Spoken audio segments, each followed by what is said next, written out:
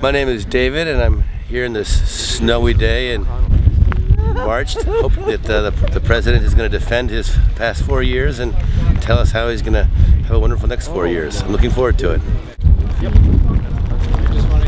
My name is Aaron Hill. I live in Hollis, and I go to the Hollis Upper Elementary School, and I'm in 6th grade. And I'm really looking forward to getting to see President Obama today. I've heard a lot about him on the news, but I think it would be really cool to actually get to see him and see him talk about the country.